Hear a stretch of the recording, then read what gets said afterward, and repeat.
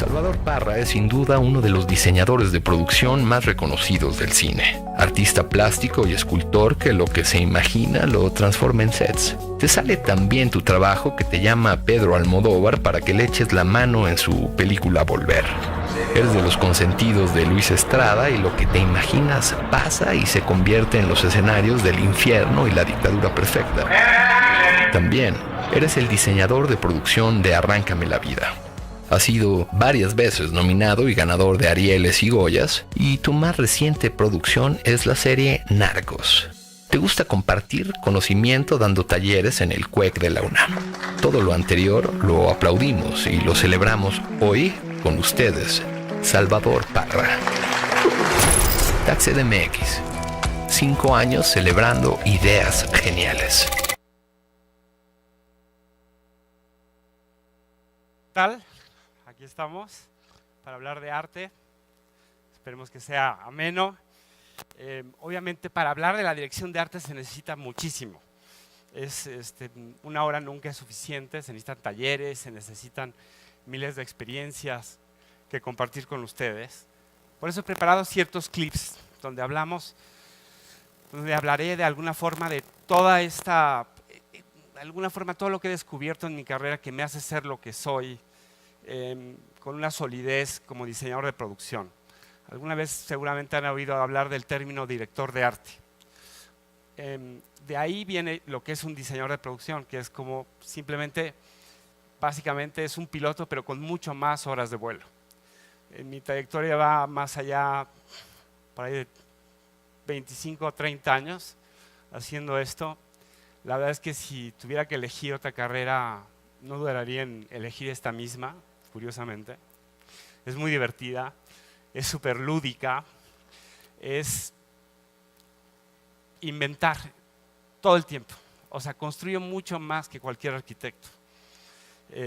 Hago trenes, aviones, sets de ciencia ficción, sets de época. De repente me puedo ir a 1830 y contar la historia de México, justo cuando perdimos la parte de Texas, o puedo inventar una historia de ciencia ficción y demás, ¿no? Eso es un poco el arte y eso requiere de muchísima, de alguna forma, de un compromiso muy grande visual.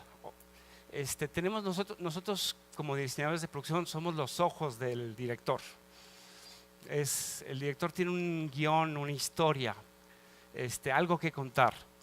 Y es a través de un director de arte o diseñador de producción que se materializa.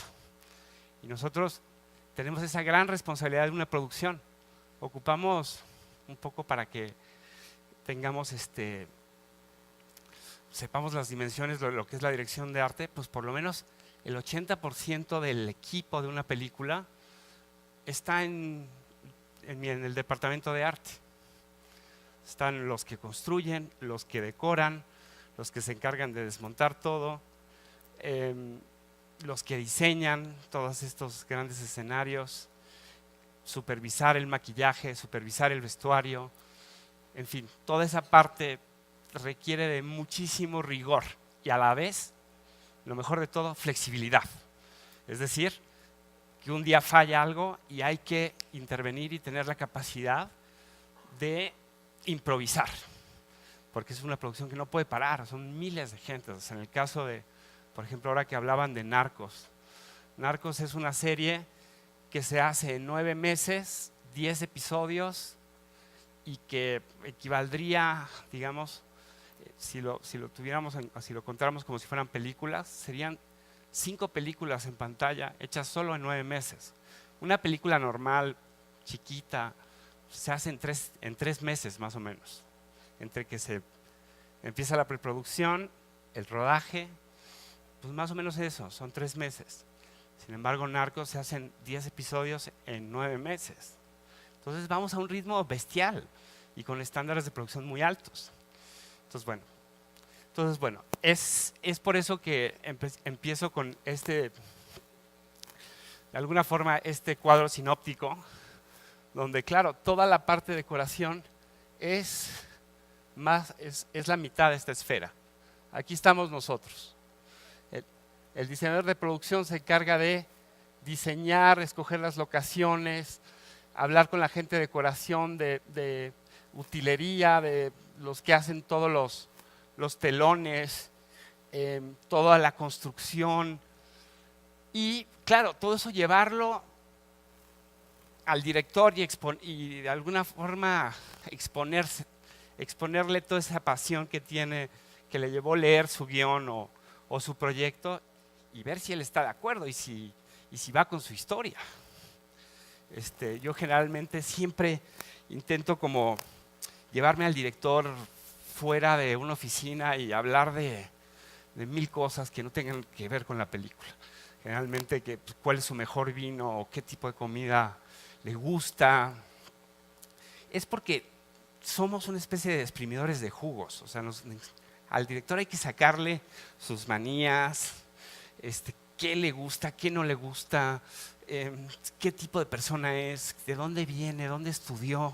Es mucho más importante que cuéntame la filosofía de tu guión y tus actores a dónde van y cuál es la intención máxima de... No,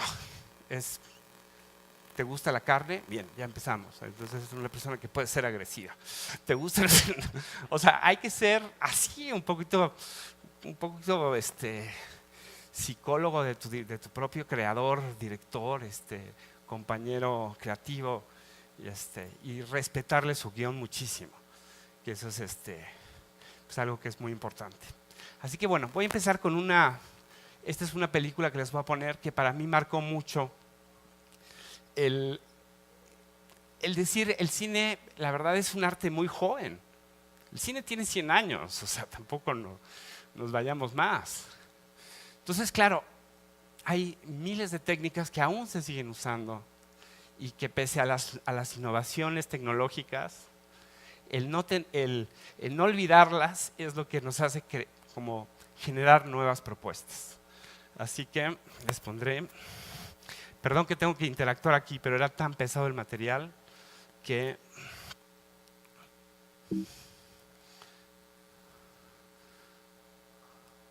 Pero bueno, seguimos platicando.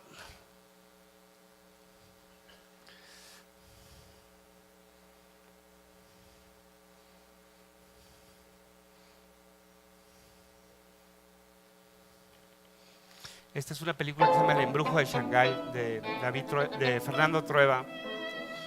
Por esta gané un Goya.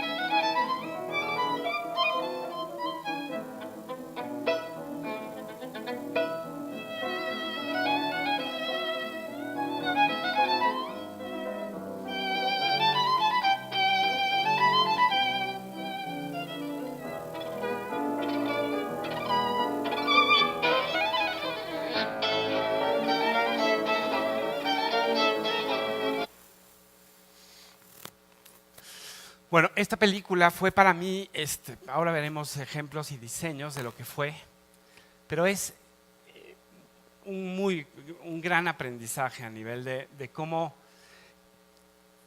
el diseño de producción va de la mano con una historia maravillosa que era una novela de Juan Marcé, en el que se hablaba de una posguerra española, se hablaba de cómo los niños veían, los niños protagonistas de la película, se imaginaban un mejor mundo a través del cine.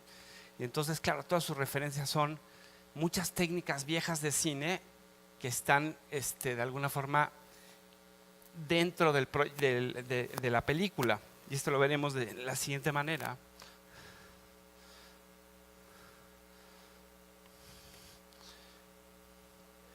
Digamos, estos son son los primeros concepts que todavía los hacía acuarela. No había Photoshops y estas cosas raras de ahora. Entonces, pues bueno, se hacían acuarela y estos son los interiores que vieron. Y por ejemplo, en este caso, me encanta este concept primero. Esto yo le presento al director cuando leo en su guión y dice la calle más chic de Shanghái. Entonces, claro, el director ve esto y me dice, perdón Salvador, pero esa no es la calle más chic de Shanghái. O sea, eso es como el cul-de-sac o de alguna forma la callecita, ¿no? El callejón más chic de Shanghái, pero no es la calle más chic de Shanghái. Es que yo un poco aterrado diciendo, bueno, pues es lo que me alcanza para construir, y un poco el diseño de producción va de cómo crecer, ¿no? Así que de esto llegamos a un segundo, a esto. Esta sí es la calle más chic de Shanghái. Ahora, ¿cómo hacer esto en un lugar que no es Shanghái?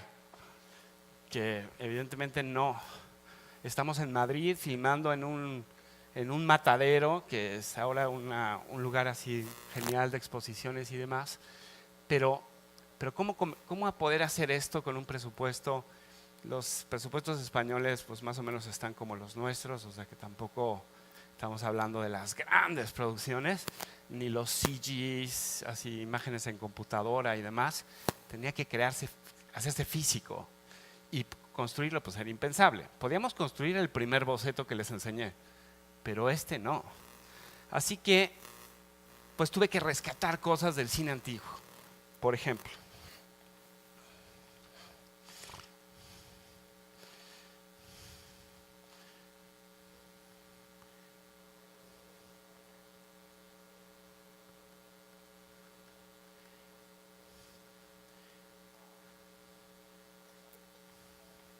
perdón que es un poco...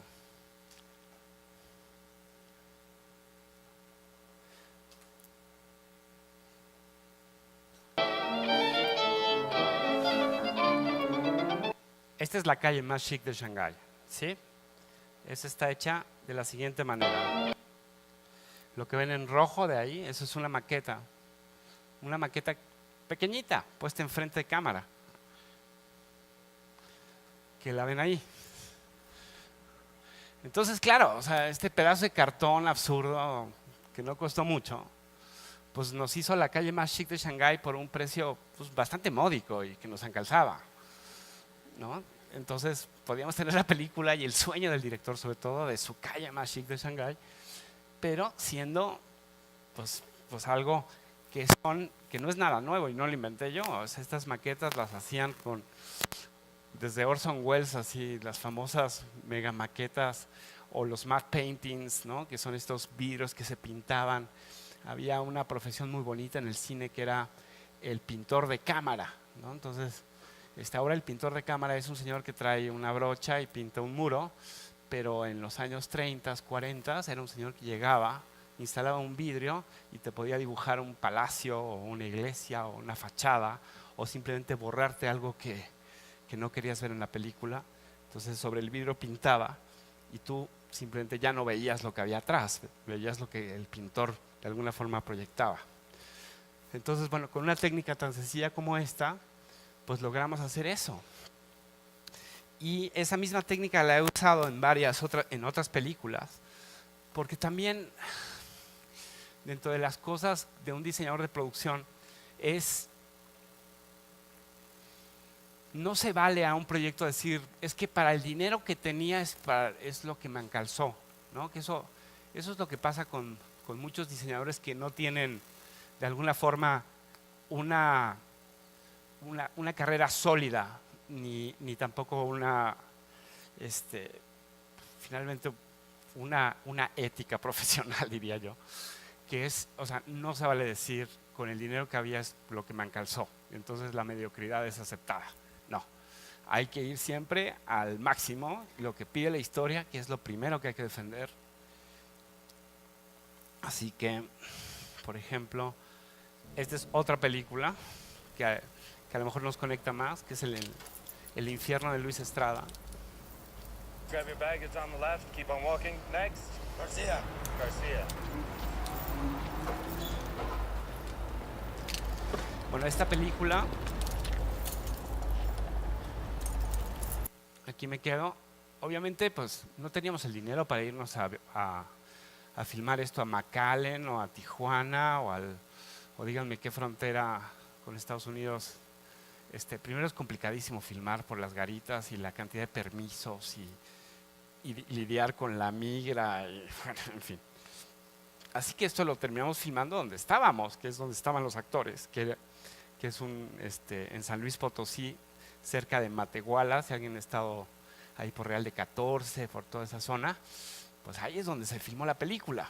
Y ahí estábamos, y ahí estaba el señor Alcázar, y ahí teníamos a todos nuestros grandes actores, y no los íbamos a volar a Tijuana para hacer un shot un poco ahí intimidado porque no podíamos ver para el lado americano porque no nos dejan o porque el permiso es complicado.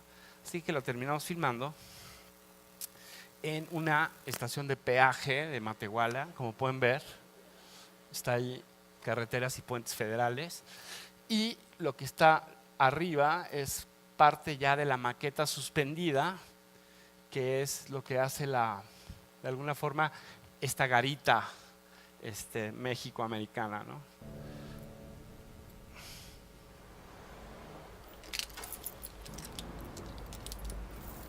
Grab your bag, it's on the left, keep on walking. Next. Garcia. Garcia. Y claro, nos costó bastante poquito también.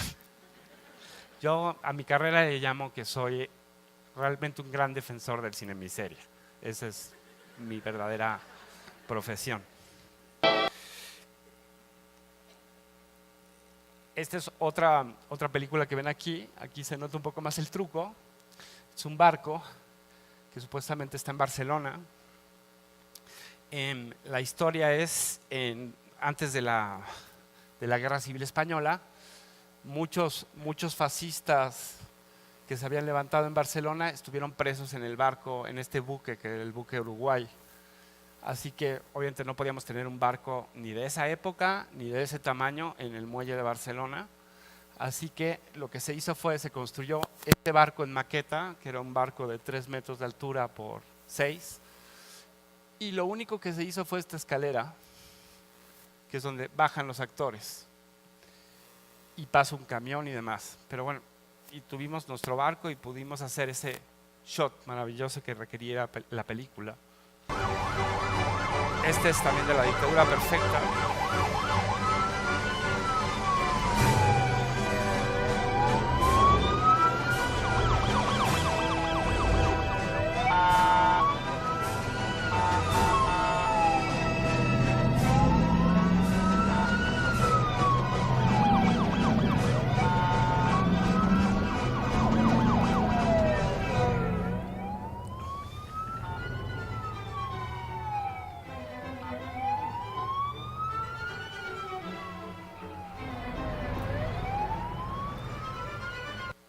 Bueno, ¿cuántos lugares reconocen aquí?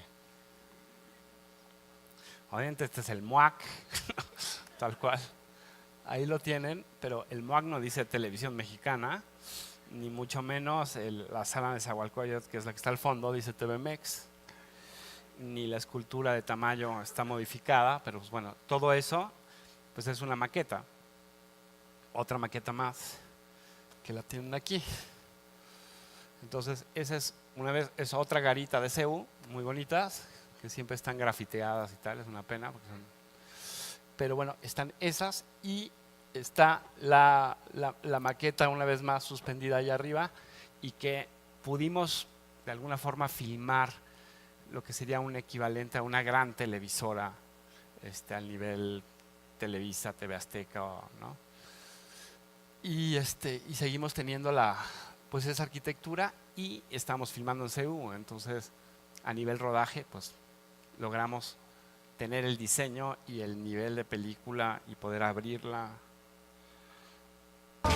Elena, vamos. Esta es la última maqueta, y ahí vamos a ir a más cosas, pero por ejemplo este es en Narcos. En Narcos se tenía que hacer una explosión, entonces se hizo otra maqueta. Lo que van a ver es un despiece porque esta es más ambiciosa aún, porque requiere de varias explosiones que se juntaron. Entonces hicimos varias cosas que se llaman plates, es decir, filmamos tanto a una familia saliendo de una librería, a un abierto de una calle, a un coche explotando y a una maqueta, ¿no? Elena, vamos.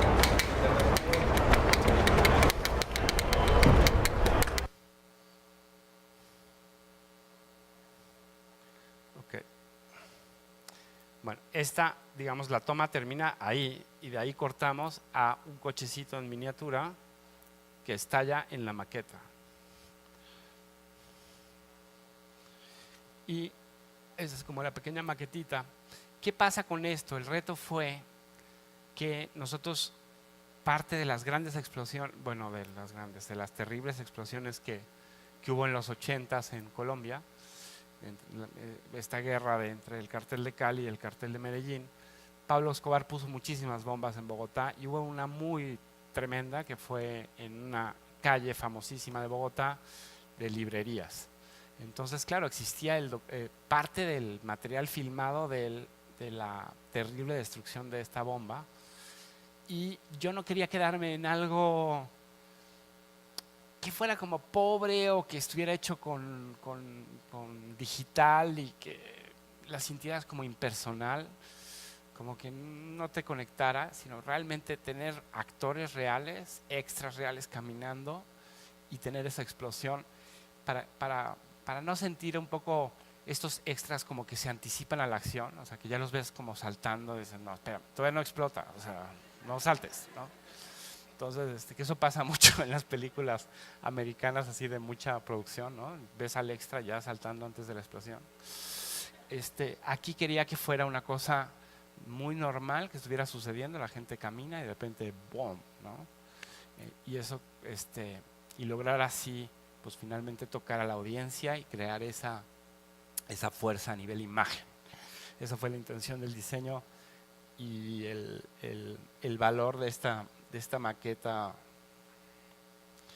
Pero bueno, esa es, por ejemplo, es una de las técnicas que uso en mis películas, que son recursos que me hacen no bajar la vara ni bajar el listón y tener un nivel maravilloso, ¿no? En mi opinión. Después, vamos a ver más cosas.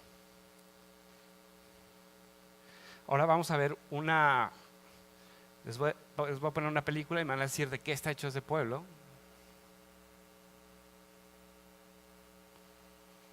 A ver si aciertan.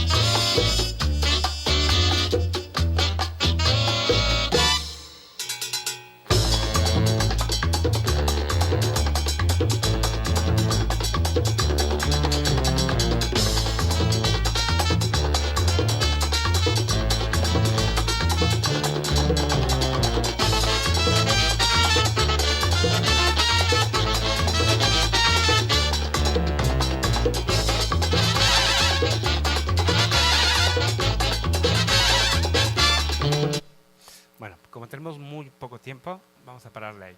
Bueno, este pueblo, ¿de qué creen que está hecho? Les voy a contar el antecedente primero. Es una película que estaba peleado con el director, al cual adoro y somos amigos, pero en esa no estábamos siendo amigos. Entonces yo le dije, perfecto, ¿por qué no vamos a un pueblo? Yo te lo decoro. Tenía un problema en la película. Tenía que ser un lugar donde no hubiera electricidad, porque el guión exigía que este falso gobernador o gobernador del pueblo iba a llegar a supuestamente a traer la modernidad a San Pedro de los Aguaros y a poner un poste y a decir que iba a venir la luz, ¿no? Y así engañar a todo el pueblo. Entonces tenía que ser un pueblo que no tuviera postes de luz. Así que pues eso ya reducía las posibilidades de encontrar una buena locación, pero bueno, en este país todavía hay pueblos así.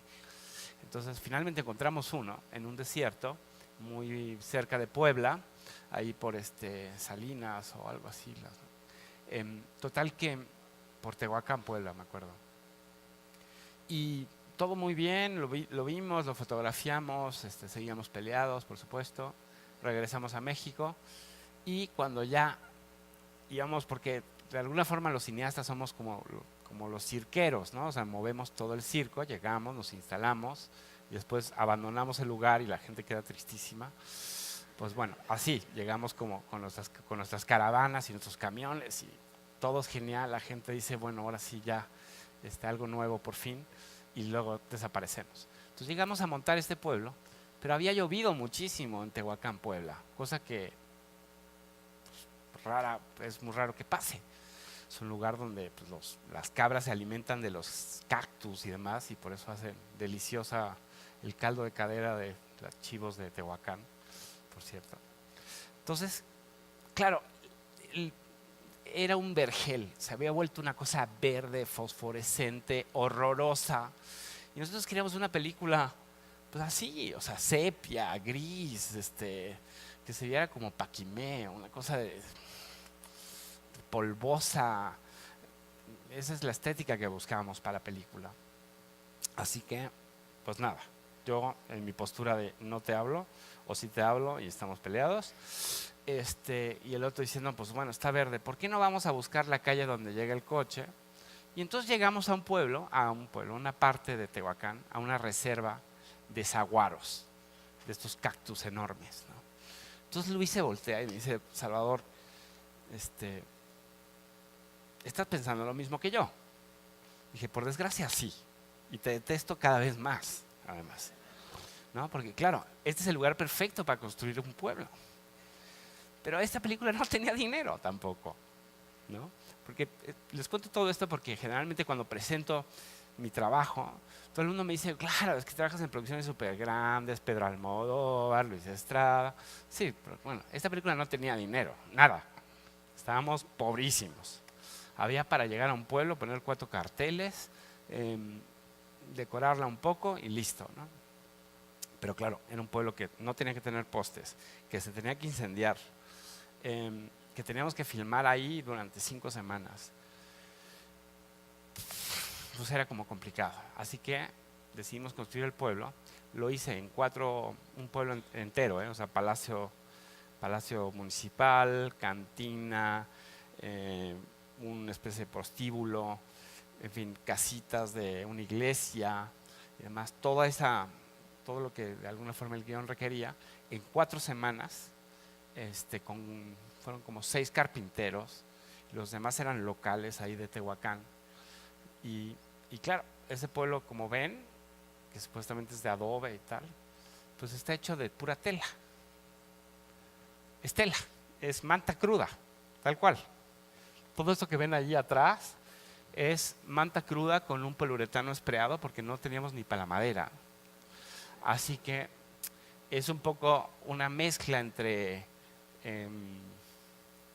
un sellador vinílico, que es lo que se le pone a la pintura, es como una especie de resistol que se le pone al pigmento de la pintura para que se pegue, en la misma tierra del lugar, y un poliuretano espreado que se usa para las cámaras de refrigeración, que es bastante poco ecológico, por cierto.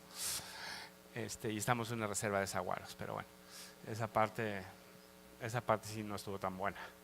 Pero bueno, Total, pero logramos hacer el pueblo, ahí está. Y para mí fue un gran aprendizaje, porque claro, cuando Luis llegó a ver este pueblo de vuelta, un poco a revisar, porque pues claro, te mandan a construir, te vas ahí como misionero a ver qué te encuentras, con quién tienes que lidiar todos los días, quién llega a trabajar, quién no llega, en fin, y un poco ser como padre de cuidar que los carpinteros no se emborrachen, en fin, ¿no? Porque claro, pues están ahí, imagínense sin sus familias, sin un control familiar, hay que sacarlos de todos los lados terribles de los pueblos, y bueno, hacer que de alguna forma sí cumplamos la meta de construir el famoso pueblo. Entonces, bueno, está hecho de la siguiente manera. Se los pondré aquí el ejemplo de esa técnica.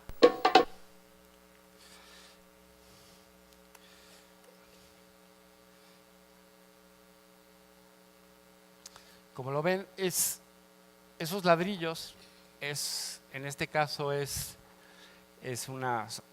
son láminas de yeso, de escayola, pues, o sea, hago un molde y sale el yeso que forman los ladrillitos, y sobre eso se pone la tierra y el poliuretano encima, pero todo es tela, como pueden ver. Esto no fue para La Ley de Herodes, fue para otra película también de Luis Estrada que se llama Un Mundo Maravilloso, que es una cloaca, pero bueno, es la misma técnica que se usó. O sea, esto, construirlo, pues hubiera sido un dineral, o sea, un dineral terrible. Ahí estamos utilizando parte de los estudios Churubusco, que son unos estudios maravillosos, viejísimos, llenos de polvo, todavía de Cantinflas y demás, pero siguen funcionando a la fecha. De hecho, hoy estuve allí y vengo de trabajar de allá y los adoro, ¿no? Pero pues bueno, ahí está toda parte de la escalera que se usa para la tramoya, está integrada en el set, y esta técnica de tela y ladrillos, el cual se imprime y se logran pues grandes texturas y se evita un set plano, falso, y bueno, se logran pues todos esos acabados, ¿no? Entonces bueno, esa es otra de las, digamos, yo cuando terminé La Ley de Herodes le dije, por favor Luis, no le digas a nadie cuánto costó este pueblo, me vas a hundir. O sea, como le digas a alguien cuánto costó, o sea, me puedo ir olvidando de cobrar o sea, no hay manera de que siquiera me planteé tener una familia, o sea, no, o sea, no había manera. O sea, cobré 3 pesos, a la gente se le pagó muy poquito y pues los materiales eran nada. Sin embargo, todo decía, wow, ahí está el pueblo, y sí, Salvador Parra hizo un pueblo y no sé qué. Bueno, yo decía, por favor, diles que costó millones, o sea, que de verdad. Entonces, bueno, este es como, por ejemplo, ya es ese mismo set, perdón por la foto, todavía se hacían con film, ¿se acuerdan? Y entonces en este caso está fuera de foco. Pero bueno, eso es un poco ya con la tierra puesta, con esa misma escalera, pero ya con la textura, las pátinas, que es lo que le da. La pintura es el alma realmente de la escenografía. Todo el mundo piensa que son la madera y cómo construyes todo muy rápido y tal. La verdadera magia está en la pintura. La pintura es el alma, pues es la esencia más pura del arte en la escenografía. Entonces, bueno, todo está ahí. Siguiente ejemplo. Nos vamos a ir a una película que adoré. Me peleé muchísimo. Esta película se llama Volver, que es de Pedro Almodóvar. Yo estaba haciendo una película mexicana, me acuerdo, entonces me hablaron de la Oficina del Deseo. Oye, Salvador, que queremos que hagas la película de Pedro y no sé qué. Todo está estupendo, pero yo tengo que terminar esta película. Sí, pero es Pedro Almodóvar. Le dije, bueno, sí, ¿y? O sea, ¿qué más? O sea, qué bueno, me cae muy bien Pedro Almodóvar, pero acabo en 2 semanas. Perfecto. Siguiente día, oye, es que Pedro, que vamos a empezar a buscar otras gentes. Y yo, bueno, be my guest, por favor. Si quieres te puedo sugerir a alguien. Pero, ¿qué me estás contando? No, el tercer día. No, que Pedro decide que te espera. Dije, perfecto. Pero, ¿cuáles son sus fechas de inicio de rodaje? Las fechas de inicio de rodaje son las mismas. Dije, bueno, entonces pongan a alguien a buscar locaciones, pongan a alguien a que avance en lo que yo termino esta película. Tal cual, terminé la película, en el cine decimos wrap it up, ¿no? Que es así, ok chicos, pues wrap it up, se acabó la película y es cuando se destapan las cervezas, todo el mundo se pone borrachísimo. Yo ya no me pude quedar de partir con los compañeros. Me agarré un coche, ¡fum!, me fui al aeropuerto y de ahí volé a Madrid para hacer volver. Llegué, no habían hecho nada, entonces como buenos españoles fue de Salvador, aquí está las llaves de tu monovolumen, así le llaman a los cochecitos chiquitos, y me puse a buscar las locaciones. Entonces era una película donde casi no dormí, o sea, me la pasaba todos los días, durante el día buscando locaciones y en la noche diseñando. Y entonces, claro, dormía 3 horas, o sea, era una cosa enloquecida, pero bueno, me gustaba el proyecto, me gustó mucho trabajar con Pedro. En ese sentido, difícil porque es un director que tiene muchos vicios y por otro lado tiene un entourage muy grande, es decir, viaja con una comitiva, o sea, su productora y miles de gentes que han trabajado en muchos proyectos con él. Entonces, claro, si en el proyecto anterior Pedro dijo, odio las botellitas de plástico, entonces esto es por ende, agarra y dice, no le pongas botellitas de plástico a Pedro porque es que no le gustan. No le gustó en la película pasada, pero eso no quita que no haya en esta película. Aquí es importante que exista la botella de plástico.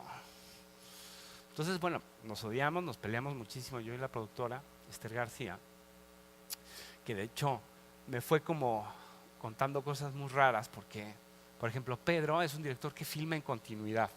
Esto para los que... Continuidad significa que cada guión, digamos, va en secuencia 1, secuencia 2, secuencia 3, o sea, interior La Mancha, secuencia 1, secuencia 2, interior Madrid, departamento Raimunda, secuencia 3, La Mancha, tía Agustina. Entonces, claro, íbamos así, filmábamos en La Mancha, luego regresábamos a Madrid, luego íbamos a un bar, de regreso a Madrid, y era así, o sea, él se puede dar ese lujo, muy pocos, casi ningún director se puede dar, Pedro sí, pero para nosotros era un problema. Imagínense tener todos los sets, o sea, los decorados de la película montados en stand-by. Es decir, que teníamos que tener 2 departamentos de las hermanas, que es Penélope Cruz y Sole, los teníamos en estudio, montados con toda la decoración, construidos en foro, y los exteriores que se hacían en el barrio de Tetuán en Madrid, también decorados. Después teníamos que tener un bar en España, que ya saben que un bar es carísimo, o sea, esa gente sí sabe beber, o sea, es carísimo. Son un éxito los bares en España.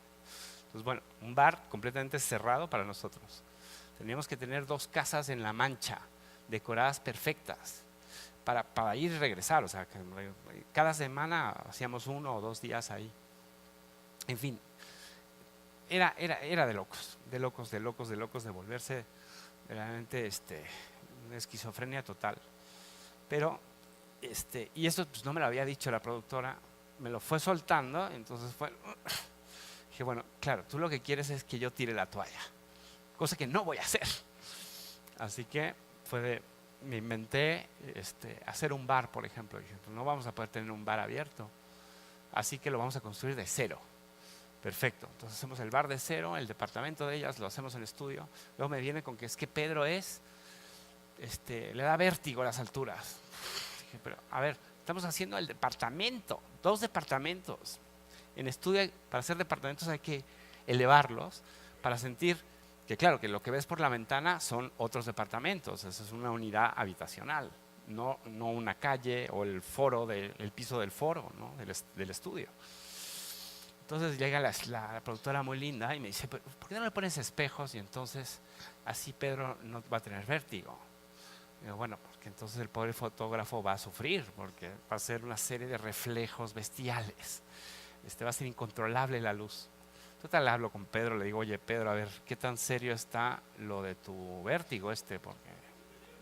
Porque a lo mejor nos podemos replantear que viven en unas casitas ¿no? o en primer piso, porque la locación que tenemos de tercer piso Tetuán no sirve, o sea, tiene que ser planta con patio, ¿no? Dice, no, todo bien, Salvador, podemos hacerlo. Dije, bueno, perfecto. Y llegaba con mis maquetas súper aplicado y todo así. Me decía, no, ya lo vemos todo en el estudio.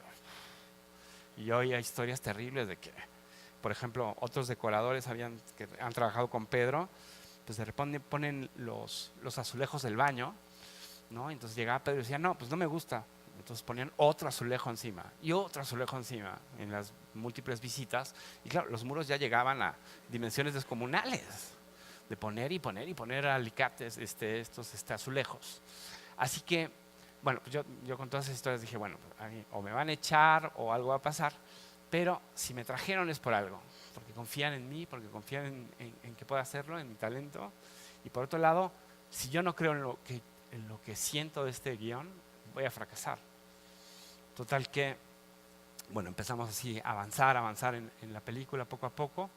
Yo llegué a todas estas múltiples reflexiones y ya por último Pedro llega la productora y me dice, oye, y además todos los decorados deben funcionar, ¿eh? Yo digo, bueno, ¿a qué te refieres funcionar? O sea, los de foro, los de stage. O sea, siempre hay un eléctrico que se prende una lámpara, entonces el eléctrico conecta una lámpara o le prende un switch, pero no es que sirva el switch. Bueno, en el caso de Pedro tenía que funcionar el switch. Que si tocaba el timbre tenía que sonar tic-dong. Que si Penélope iba al baño tenía que tener drenaje. Son cosas que no suceden habitualmente, pues. O sea, no se le ocurren ni a Kubrick, ¿me entiendes? Entonces, pues claro, era de, ¿por qué no lo dijiste antes? O sea, porque claro, esto me lo iba diciendo ya que estaban los decorados listos, ¿no? Un poco, yo creo que las productoras son muy raras, como que dijo, ¿para qué traemos este mexicano raro? Y tal, o sea, si tenemos cientos de españoles aquí. Dije, bueno, pues simplemente Pedro vio una de mis películas y le gustó, que fue El embrujo de Shanghái, que ya vimos ahora, al principio, la primera que puse. Total que, bueno, ya, para hacerles el cuento más corto, se logró, terminamos la película en Santa Paz, y fuimos muy felices. Pedro es un increíble director, workaholic como nadie, o sea, un tipo que termina de filmar y se iba a editar. Curioso, difícil de rodaje, pero a la vez también muy divertido.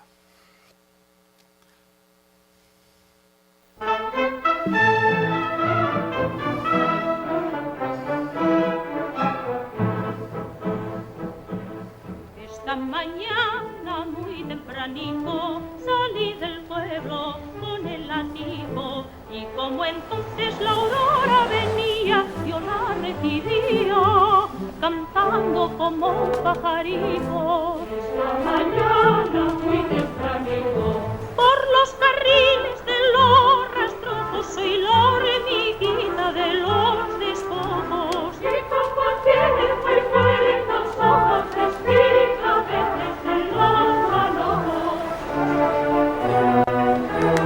Ay, el trabajo nos manda el Señor.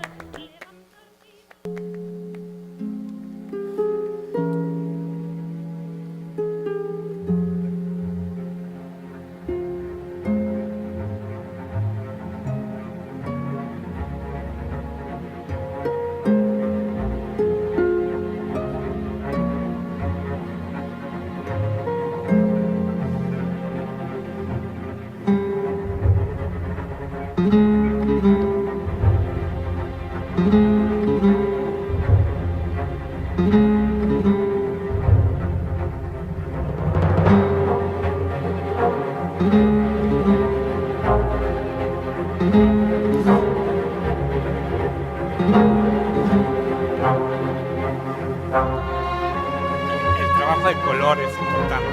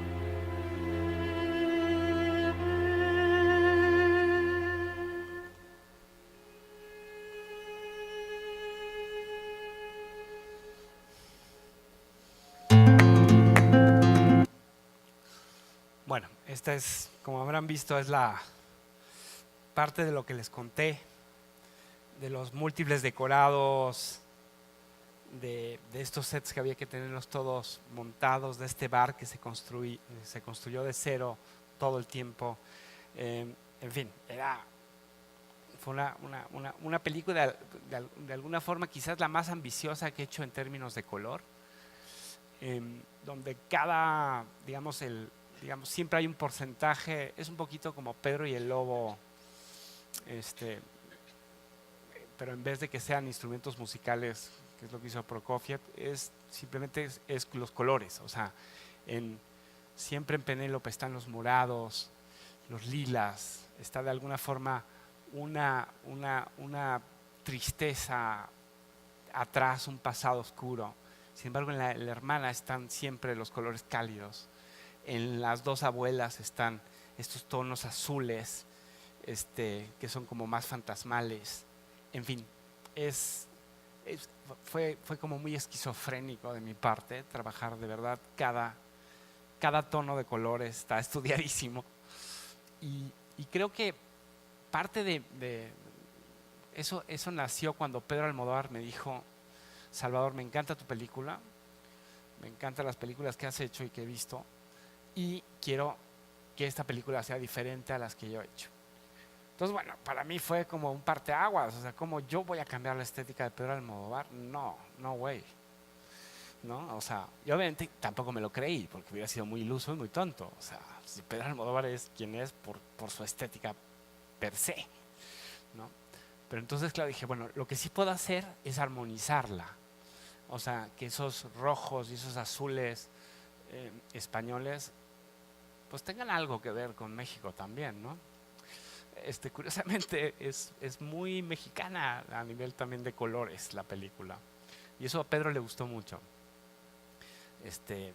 Puse incluso hasta esos mantelitos de plástico que son como de la Merced, ¿no?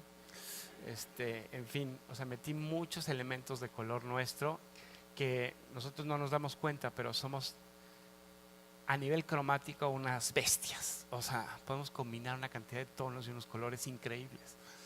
Que claro, o sea, los europeos dirán lo que digan y lo intenten, pero siempre habrá algo, colores desaturados, intentando combinar armónicamente, ¿no? Nosotros somos mucho más empíricos, mucho más libres y hacemos unas combinaciones geniales.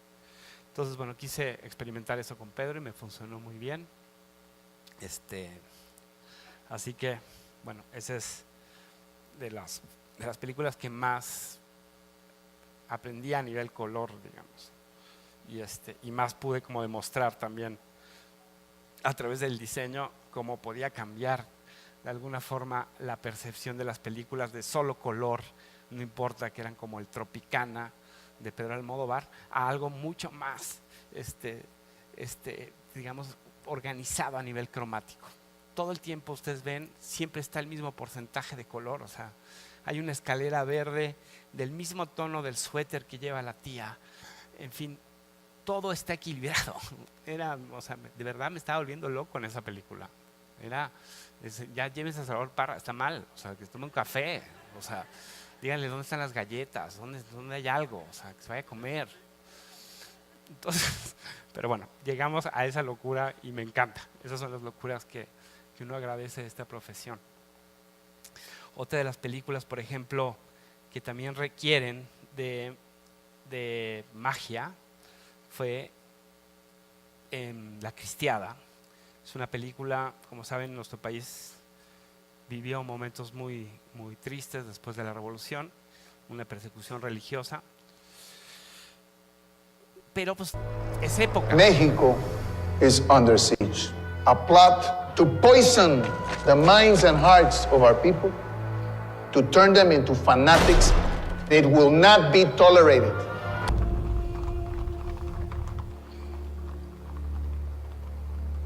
Today we're going to send a message. We are going to send a message to Caius and to the rest of the world.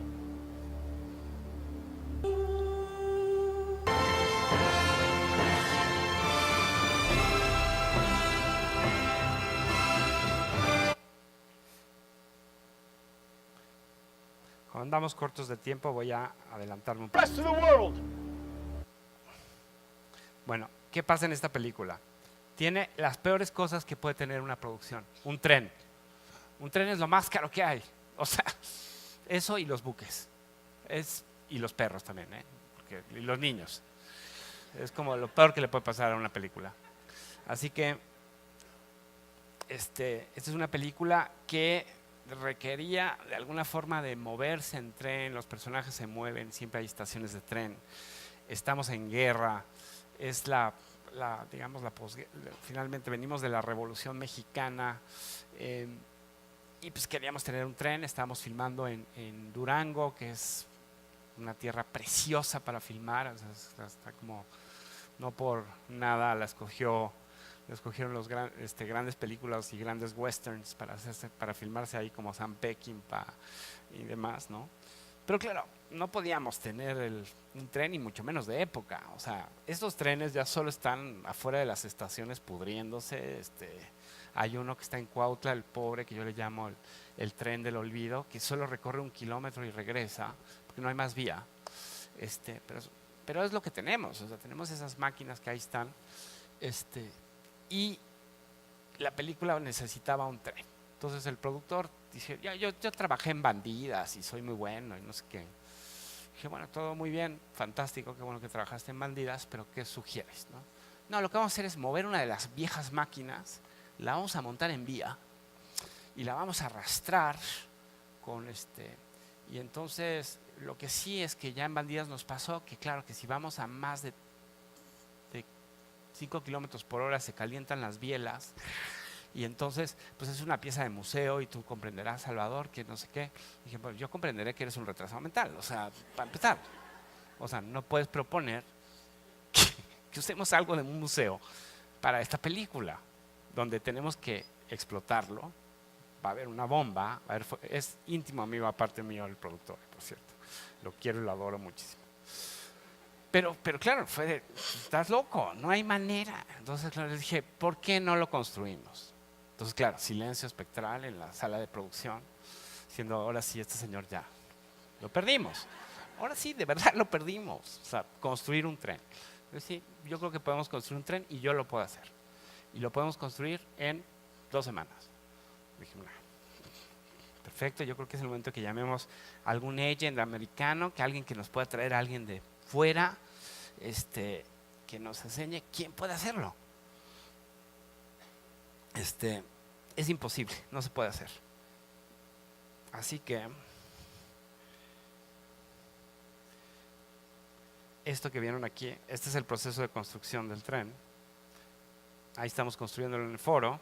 Este es nuestro tren, que era un juguetito, o sea, realmente un juguetito pequeño. Son sus interiores, primera clase, segunda clase. Ese es como está construido, para que vean que no les miento. Y esta ya es la prueba funcionando en vía. Entonces, claro, es un tren que vale muchísimo dinero en cualquier país y que pues está hecho de cartón, pero pues pesaba, más o menos eran 18 toneladas en madera. Imagínense lo que hubiera pesado en metal, ¿no? Y es arrastrado por esa pick-up que ven del lado la blanca, que podía arrastrarlo por atrás o por adelante. Es una cosa que se llama high rail. Son unas pick-ups que se montan sobre los rieles. Entonces, claro, teníamos un tren que podíamos moverlo para todos lados.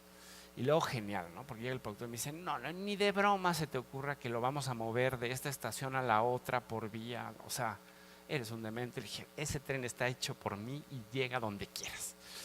Le dije, no, Salvador, no te creo, eres un irresponsable, tal.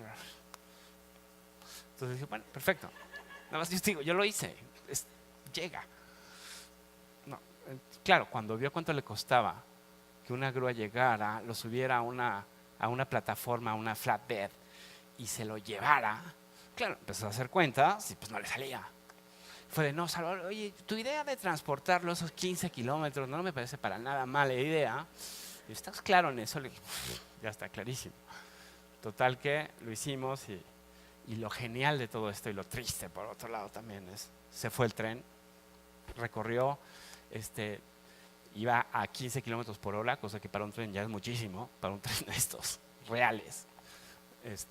Iba, o sea, velocidad tren normal, incluso hasta más de lo que debería haber ido. Pero la segunda unidad pues se quedó en el hotel, ¿no? Porque estaba mejor la piscina y imagino que por la temperatura de Durango y tal. Total que no filmaron. Este tren pasó por unos puentes divinos, por unos entornos preciosos que no están en la película. Porque pues que de repente como la gente no cree en la posibilidad de que estas cosas realmente funcionen, miren por dónde pasó. Un puente de madera real, o sea, sí, existen. Entonces, bueno, son de esas, ni modo, no está en la película, es tristísimo decirlo, pero bueno, ahí está. Y yo peleé porque fuera eso y porque estuvieran los chicos de la segunda unidad, pero bueno, ni modo, no todo el mundo tiene esa pasión a veces, ¿no? Entonces, bueno, con esto les digo que se pueden hacer estas cosas, se pueden hacer aviones o barcos o naves espaciales, de todo. Esta es una profesión que da para eso y más, ¿no? Esta es otra película. Digamos, esto es el mundo del cine que ha sido para mí maravilloso y ojalá se mantenga. Pero bueno, también está el mundo de las series ahora. De hecho, hice una serie que se llama Texas Racing, que es justo lo que les contaba un poquito al principio, de este momento en el que Santana y Houston pues entablan esta guerra por Texas y finalmente perdemos Texas. Entonces es una película, pues imagínense, ambientada en 1830, donde hay batallas, donde pues es una época complicadísima que no se consigue en la Lagunilla para nada, o sea, no hay manera de conseguir la utilería. Las referencias pues son pinturas. Un diseñador de producción, director de arte, tiene que siempre recurrir a encontrar todo ese material gráfico, fotográfico, y ser pues, lo más riguroso posible, sobre todo cuando se trata de época. Esto fue una serie para History Channel. Pues no podíamos como equivocarnos. Así que se tuvo que hacer un trabajo muy riguroso. Así que les pondré partecita de lo que es.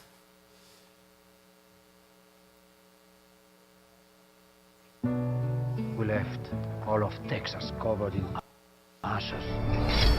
Well, I won't. The Alamo's falling! Back down. Danny ain't taking the Alamo! No, I won't back down. No! You could stand me up at the gates of hell, but I won't back down. Rally the Rangers. I brought you here not to run, but to fight. I am waiting.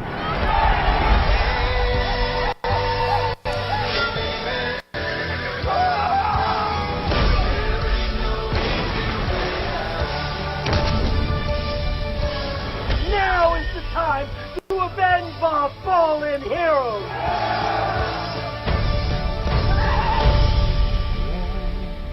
Back down. Bueno, imagínense lo que fue We left all of Texas covered. construir el Álamo, ¿no? Aquel Álamo que los americanos pues atesoran como o sea, los tejanos más bien. Es una cosa que no les puedes tocar. La película va empieza con la caída del Álamo, y había que construirlo, y en Durango. No. Era como complejo. Así que se buscaron los planos exactos de cómo estaba Texas, cómo era ese Álamo. En fin, esto es parte de la carpeta de research para hacer esta película. Entonces están, pues bueno, todo lo que hay de material gráfico, de cómo estaba el Álamo en ese tiempo, planos, cortes que por suerte existen, desde cómo eran las barricadas, el tipo de tiendas, obviamente el armamento, mucha pintura, ¿no? Porque claro, hay que irse a Remington y tal, empezar a revisar ese tipo de pintores de la época. Así que eso es lo que el tenerle esa pasión y ese rigor a estas películas de época es cuando les das la dimensión real. Y te lo crees, porque tienes que vivirlo. O sea, no es una cosa de que estás haciendo Texas y de ahí te vas a tu hotel y entonces estás en un jacuzzi y qué padre, ¿no? O sea, cuando uno está diseñando una época, yo de repente ya estoy casi viviendo en una tienda de campaña. O sea, pienso en que, pues bueno, la salamandra o donde se calienta, que es como una chimeneíta que se ponía en las tiendas de campaña de esa época, pues casi que estoy buscando dónde poner la tetera ahí, ¿no? Y dices, no, espérate, estás en el Hyatt, entonces, ¿qué te pasa? ¿No? Quieres poner la tetera. En fin, tienes que vivirlo, pues, tienes que entrarle a estar ahí. Hicimos campamentos, increíble, pues, fue un proyecto muy, muy, muy interesante con Roland Jeffrey, que es el director de la Misión, por ejemplo. Es un director de grandes producciones sobre todo épicas, ¿no? Entonces, bueno, pues eso requiere también de muchísimo trabajo en lo que es arte, y luego crear los pueblos como Victoria, por ejemplo, todas estas casas y demás, pues bueno, se hicieron grandes decorados, pues. Vamos a ver ahí. Estos son parte de los diseños de ahí, por ejemplo, ¿no? Estos ya son los concepts para llegar a la realización de este set.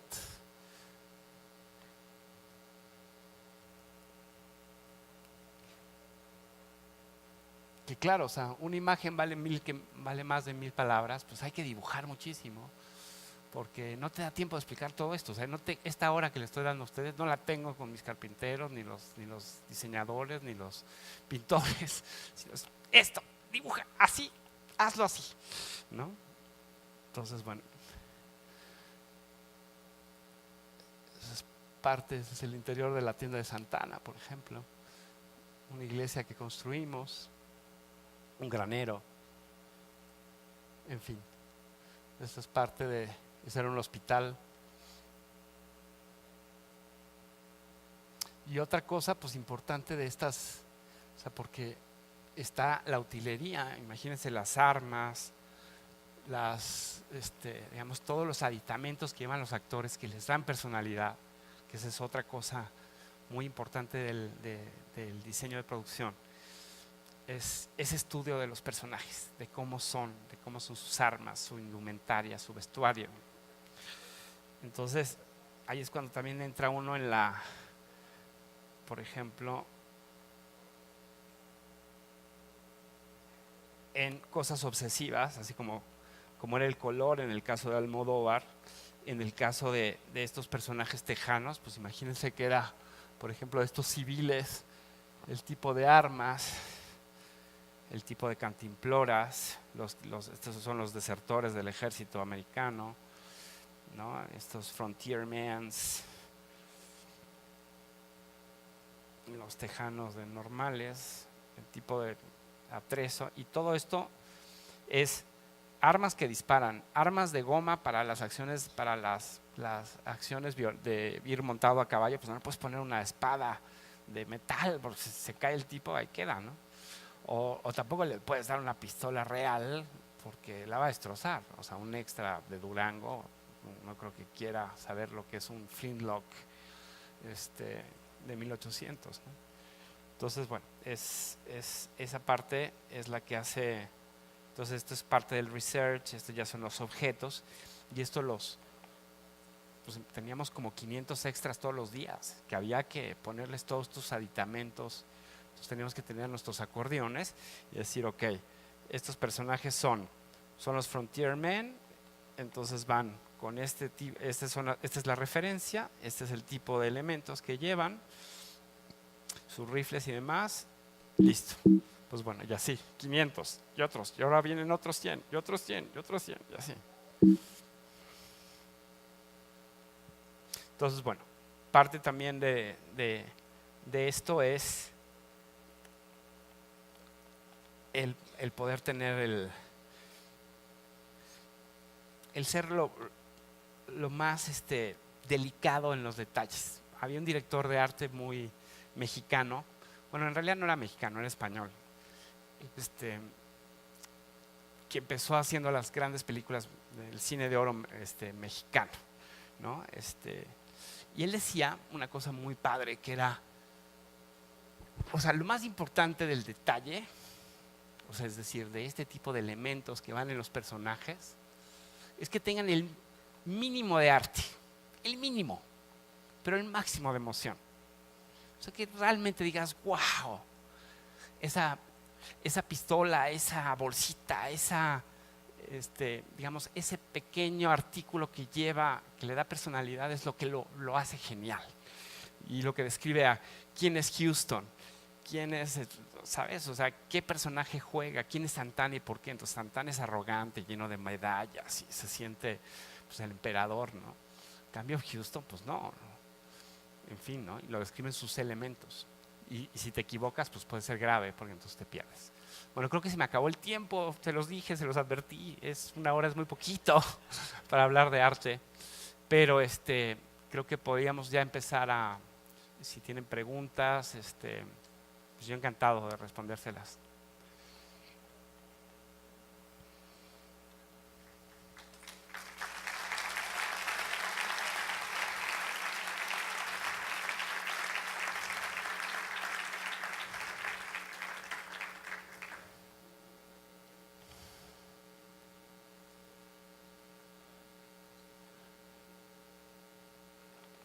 No te oigo, pero bueno, sí te escucho. Bueno, mi pregunta era, ¿de dónde encuentran las referencias visuales? Me ha tocado trabajar un poco igual con arte, no Sí. de grandes dimensiones, sino algo más pequeño, pero me ha costado más en el área de época, Claro. contar específicamente los estilos de vestuario y de locación como tal. Bueno, tenemos... ¿Dónde encontrar las imágenes? ¿Dónde encontrar todo esto? Depende qué época, porque por ejemplo, te vas a esto, 1830, pues no, fotos, no había fotos. Pintura, bien, entonces vas directamente a ver pintura. Y ahí también hay mucho grabado, ¿no? Y ahí es donde empiezas, las hemerotecas también, hay muchos periódicos, hay mucho material gráfico, y de ahí sale, ¿no? Si te vas a una película actual, pues bueno, facilísimo, internet, ¿no? Si te vas a inventar una película, pues ahí estás ya en, o sea, ciencia ficción, por ejemplo, ahí estás ya en un terreno mucho más delicado. Porque ahí tienes que partir de inventar o de alguna forma, como decía Kubrick, tendrías que utilizar muy bien tus cimientos para saber que no te vas a equivocar, ¿no? Entonces, ahí entiendes 2001 y dices, wow, pues sí, claro, o sea, sigue siendo tan actual todavía, porque supo encontrar cuáles eran las fibras de vivir en el espacio, por ejemplo, ¿no? Entonces puedes ver grandes películas como Gravity, que ha sido como mega exitosa, pero Odisea 2001 se hizo en 1969 y aún así sigue vigente aún. No le piden nada a Gravity, para nada. Y fue novedosa en el sentido de que se usan back projections, se usan imágenes que se proyectan en las ventanas para poder ver hacia afuera de la nave, cuando todavía no había computadoras como las hay ahora, cuando el blue screen estaba aún en manos, digamos, Hitchcock había hecho sus cosas con Birds, y entonces había utilizado muy bien la cosa del green screen, pero todavía no era perfecta. Entonces, pero sabía que lo tenía que lograr. Y ahí está esa innovación que tiene el cine, que es la que me hace, es ese motor creativo que te hace ir y creer en esto, ¿no? Entonces, ¿dónde buscarlas? Pues si es antes de la foto, pues vete a la parte gráfica. Si es pues antes de la parte gráfica, pues bueno, ahí sí tendrías que ir a costumbrismo, a leer mucho de esa época y a imaginártelo, ¿no? Por ejemplo, en el caso de México, yo consulto mucho la vida cotidiana de México desde los aztecas hasta ahora, en el caso de películas que he hecho como Arráncame la vida, entonces es muy importante decir, bueno, cómo vivía la gente en los 40s, en los 30s, qué pasaba en las plazas, en los zócalos, para saber qué tipo de utilería poner, qué tipo de vendedores ambulantes. Estaban los triperos, los aguadores, ¿no? El sereno. Pues todo eso tiene que estar en una película de época de ese periodo, 1800, 1810. En fin, hay que ir a las bases, generalmente, y ayudarse mucho de la época que estás contando, ver hasta dónde está el material gráfico. ¿Alguna pregunta por ahí? Acá. Aquí arriba. Del otro lado. Ay. No. Aquí. Hola. Ya, te vi. Hola. Mi pregunta es cómo es tu relación en set con el fotógrafo, porque me imagino que pues luego su trabajo quizá afecte con el tuyo, en el sentido en el que quizá no todo tu trabajo acabe de verse en la misma toma y ese tipo de cosas. Mira, parte de mi trabajo y el del fotógrafo es justamente tener una amalgama perfecta. Yo les voy a contar, justo de volver una cosita rápida. Él llega Alcaine, es un fotógrafo, vamos, de los más tremendos de España. Y en España todavía se maneja ese respeto al cinematógrafo, ¿no? Al señor fotógrafo. Entonces todos somos como una especie de esclavos de este personaje, incluso hasta el director en muchas ocasiones. Entonces llega el señor Alcaine y dice: señor Salvador Parra, ni hoy ni en su vida se le ocurra poner un mueble de formica, o sea, formaica, en el set, porque me obliga a fotografiar media hora más. Entonces yo ya estaba bastante calientito, ahora le dije: mira, señor Alcaine, ni hoy ni en su vida se le ocurra no iluminar media hora más. O sea, por favor, ¿de qué estamos hablando? Bueno, el set se cayó, ¿no? Pero lo que quiero decir, esa es una mala manera de llevarse. Creo que debe empezar desde el diseño, trabajar conjuntos, escoger los tonos, escoger los colores. O sea, no hay nada más grave en una película que se diseccione, que la gente diga: ay, me encantó el vestuario. Eso quiere decir que fracasaste. O, ay, qué padre el set, me encantó el tren, me encantó el tal. O sea, si alguien empiezas a seleccionar qué te gustó, quiere decir que la película se calla a pedazos. Lo bonito es que digan: ay, me encantó la película, porque significa que te encantó todo, que el vestuario, el arte, la foto, todo está en esa amalgama hermosa y perfecta que es hacer una película, ¿no? No sé qué, pero me gustó, o no sé qué, pero la odié. También se vale, esa también es padre, esa me gusta también. Pero ay, qué bonito el vestuario, esa no. ¿Alguna más por ahí? No sé si contesté. Hola. Hola, ¿qué tal, Salvador? Acá, estoy aquí a tu derecha, aquí abajo, aquí. Soy disléxico, perdón. No, pues ante todo una felicitación. Creo que el gran mensaje que nos dejas es cómo hacer mucho con tan poco, ¿no? O sea, tú lo dijiste muy sencillo, ¿no? Y finalmente ahí tiene que ver tu creatividad y todo lo que tienes de conocimiento, ¿no? Es como todo un amalgamado, ¿no? Porque también tienes que saber de historia, porque también te adaptas, ¿no? Claro. En el Instituto Goethe, en este año, que fue el año dual, había también un ciclo de cineastas que comentaban que el cine se enfrenta como mucho a este problema, ¿no? Que finalmente es el recurso. Entonces, sí, tú ya habiendo trabajado antes, y finalmente es el gran problema de este país, ¿no? Gobernadores que se roban millones y luego te dicen que no hay dinero para la cultura, ¿no? Que es un fundamento para la educación de la ciudadanía. ¿Por qué no hacer, tal vez en ese camino que tú ya tienes, junto con la más gente, tal vez una cooperativa, no sé, para llevar eso a un buen puerto, ¿no? Y finalmente también que sirva como la educación para los chavos. Gracias. Totalmente de acuerdo contigo. Yo no me voy tanto a dónde quedó el recurso, sino me voy a no limitar la belleza de una historia, ¿no? Porque es para lo que yo trabajo. Entonces, y para lo que todos los cineastas trabajamos, de decir, bueno, no se vale el decir de verdad, es que es para lo que había. O sea, ese concepto mediocre, que por desgracia está muy inyectado en cómo se hace el cine ahora. Porque yo les recuerdo cuando yo hacía cine, bueno, hago cine todavía, pero se trabajaba en film, o sea, se terminaba el rollo de la película, se cambiaba el rollo, la gente esperaba, no había monitores, donde todo el mundo estaba ahora así con el celular, viendo la imagen, comentando, ¿no? Todo el mundo estaba muy claro en qué estaba filmando el fotógrafo, en que el set estuviera perfecto, en qué tipo de lente tenía la cámara, cosa que ahora no importa porque lo ves en el monitor. Entonces no hay esa seriedad para nada acerca de lo que se está filmando, que eso es grave.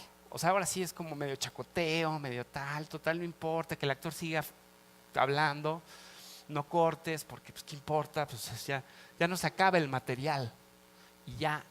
Y uno tenía que escoger, por ejemplo, revelen hasta ahí, porque si no era carísimo. O directores como John Ford, que tenía que ponerle la mano a la cámara, cuando estaban filmando una escena, le ponía la mano a la cámara justo para que los editores de estudio no montaran eso en la edición. Me están pidiendo que corte, me están cortando la cabeza. Bueno, gracias a todos por venir. Somos una especie de exprimidores de jugos, o sea, al director hay que sacarle sus manías, qué le gusta, qué no le gusta, qué tipo de persona es, de dónde viene, dónde estudió. Es mucho más importante que cuéntame la filosofía de tu guión y tus actores a dónde van y cuál es la intención máxima de… No, ¿te gusta la carne? Bien, ya empezamos. Entonces es una persona que puede ser agresiva. ¿Te gusta? O sea, hay que ser así un poquito psicólogo de tu propio creador, director, compañero creativo y respetarle su guión muchísimo. Que eso es pues algo que es muy importante.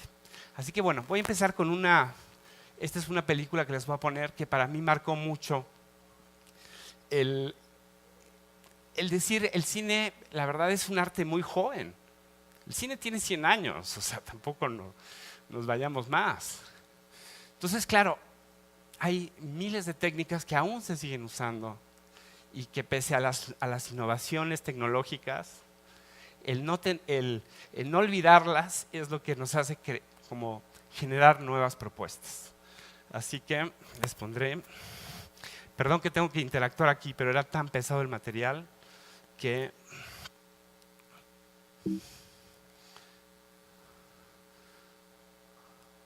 Pero bueno, seguimos platicando.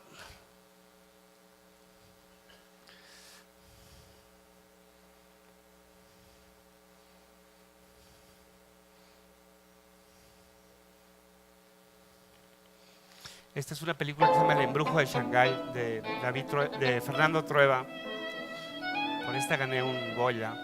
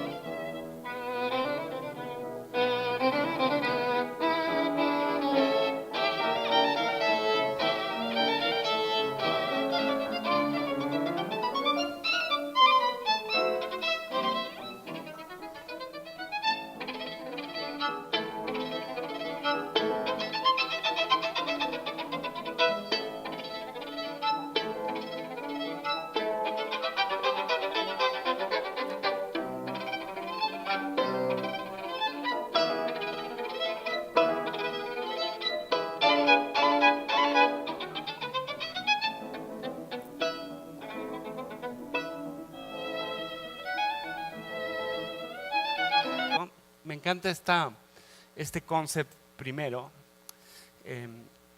Esto yo le presento al director cuando leo en su guión y dice la calle más chic de Shanghái.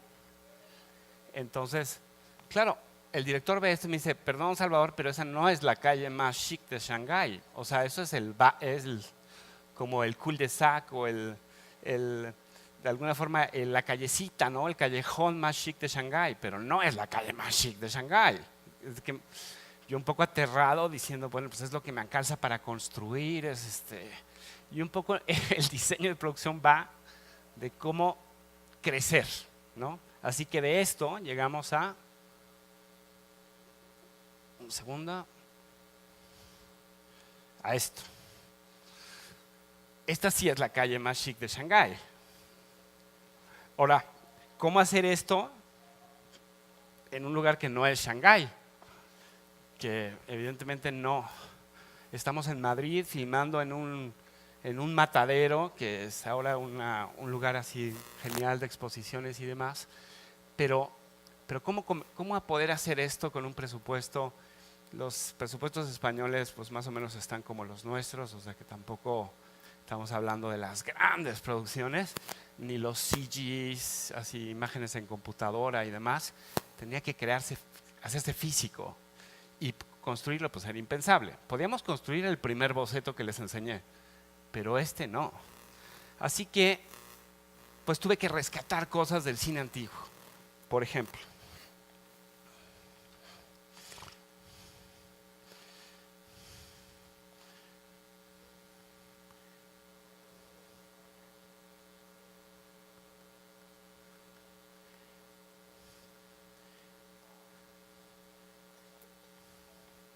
perdón que es un poco...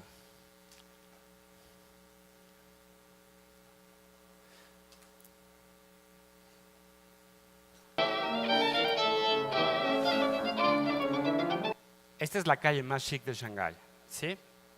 Esta está hecha de la siguiente manera. Lo que ven en rojo de ahí, eso es una maqueta pequeñita, puesta enfrente de cámara, que la ven ahí.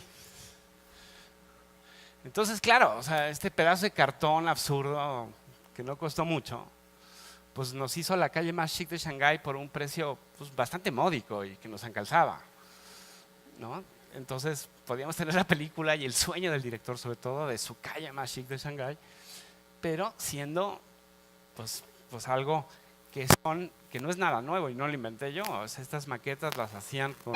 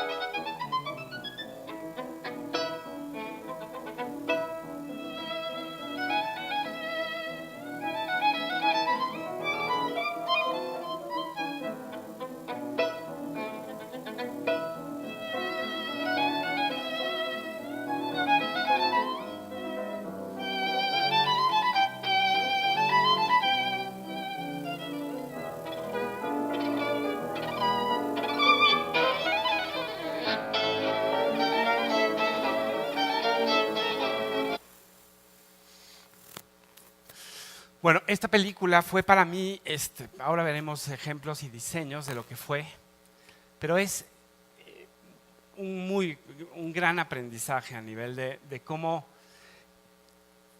el diseño de producción va de la mano con una historia maravillosa que era una novela de Juan Marcé, en el que se hablaba de una posguerra española, se hablaba de cómo los niños protagonistas de la película, se imaginaban un mejor mundo a través del cine. Y entonces, claro, todas sus referencias son muchas técnicas viejas de cine que están de alguna forma dentro de la película. Y esto lo veremos de la siguiente manera.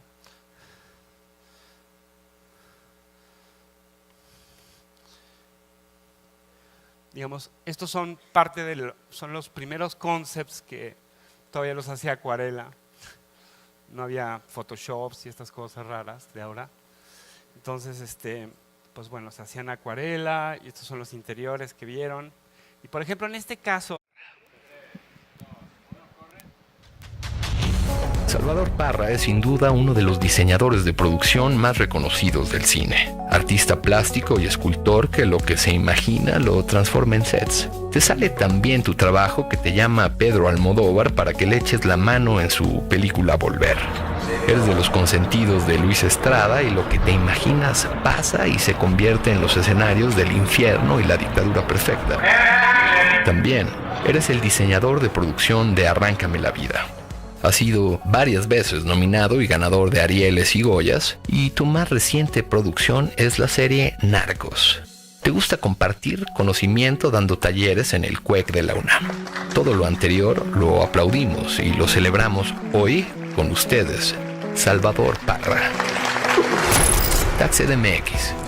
5 años celebrando ideas geniales. tal, aquí estamos para hablar de arte. Esperemos que sea ameno. Obviamente para hablar de la dirección de arte se necesita muchísimo. Una hora nunca es suficiente, se necesitan talleres, se necesitan miles de experiencias que compartir con ustedes. Por eso he preparado ciertos clips donde hablaré de alguna forma de toda esta, todo lo que he descubierto en mi carrera que me hace ser lo que soy, con una solidez como diseñador de producción. Alguna vez seguramente han oído hablar del término director de arte. De ahí viene lo que es un diseñador de producción, que es como simplemente, básicamente es un piloto, pero con mucho más horas de vuelo. Mi trayectoria va más allá, por ahí de 25 o 30 años haciendo esto. La verdad es que si tuviera que elegir otra carrera, no dudaría en elegir esta misma, curiosamente. Es muy divertida, es súper lúdica, es inventar todo el tiempo. O sea, construyo mucho más que cualquier arquitecto. Hago trenes, aviones, sets de ciencia ficción, sets de época. De repente me puedo ir a 1830 y contar la historia de México, justo cuando perdimos la parte de Texas, o puedo inventar una historia de ciencia ficción y demás, ¿no? Eso es un poco el arte, y eso requiere de muchísima, de alguna forma, de un compromiso muy grande visual. Tenemos nosotros como diseñadores de producción somos los ojos del director. El director tiene un guión, una historia, algo que contar, y es a través de un director de arte o diseñador de producción que se materializa. Y nosotros tenemos esa gran responsabilidad de una producción. Ocupamos un poco para que tengamos sepamos las dimensiones de lo que es la dirección de arte, pues por lo menos el 80% del equipo de una película está en el departamento de arte. Están los que construyen, los que decoran, los que se encargan de desmontar todo,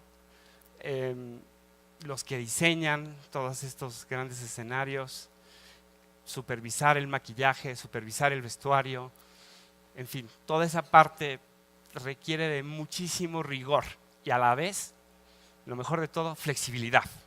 Es decir, que un día falla algo y hay que intervenir y tener la capacidad de improvisar, porque es una producción que no puede parar, son miles de gentes. En el caso de, por ejemplo, ahora que hablaban de Narcos, Narcos es una serie que se hace en 9 meses, 10 episodios, y que equivaldría, digamos, si lo contáramos como si fueran películas, serían 5 películas en pantalla hechas solo en 9 meses. Una película normal, chiquita, se hace en 3 meses más o menos, entre que se empieza la preproducción, el rodaje, pues más o menos eso, son 3 meses. Sin embargo, Narcos se hacen 10 episodios en 9 meses. Entonces vamos a un ritmo bestial y con estándares de producción muy altos. Entonces, bueno, es por eso que empiezo con de alguna forma, este cuadro sinóptico, donde, claro, toda la parte de decoración es la mitad de esta esfera. Aquí estamos nosotros. El diseñador de producción se encarga de diseñar, escoger las locaciones, hablar con la gente de decoración, de utilería, de los que hacen todos los telones, toda la construcción. Y claro, todo eso llevarlo al director y de alguna forma exponerle toda esa pasión que tiene, que le llevó a leer su guión o su proyecto, y ver si él está de acuerdo y si va con su historia. Yo generalmente siempre intento como llevarme al director fuera de una oficina y hablar de 1000 cosas que no tengan que ver con la película. Generalmente cuál es su mejor vino o qué tipo de comida le gusta. Es porque